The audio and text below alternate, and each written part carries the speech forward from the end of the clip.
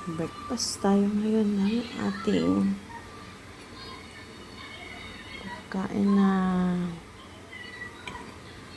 sa may mga karamdaman. So yun guys, ang ating pagkain na ito. Tinapa na kabasi, breakfast. Then, piniritong talong. Tapos, ang ating pinaka-rice is ito. Ito lang yung pinaka-rice ko. Talbos ng kamote nilaga. Pagpadagdag ng dugo. Then, ito yung ating sausawan. Kamatis with bagoong. Yan ang ating ngayon. Breakfast. Kasi, hindi na pwede sa rice. Tapos, ang aking inumin is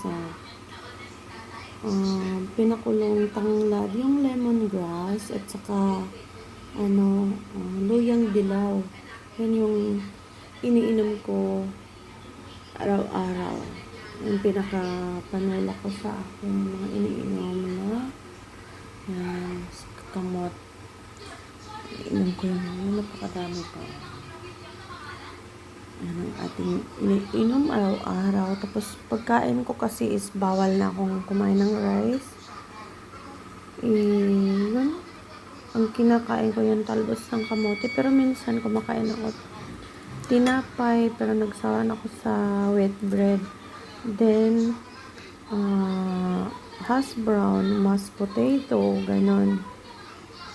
Pinaka-rice ko. Pero kumain kasi ako kagabi ng mashed potato. Kasi ito na lang yung ngayon, breakfast naman. Tsaka nasanay na din ako. Ito napakasarap ng kabasi. Tapos talong. Samahan ko ng kamatis. Tapos yung talbos ng kamote. Panpadagdag ng dugo ko. Ayun guys, sa mga may thyroid dyan, hypothyroid, kung maaari, wag na kayong magpa-opera. Kasi pag nagpa-opera, parang iba na yung pakiramdam mo talaga, kakaiba.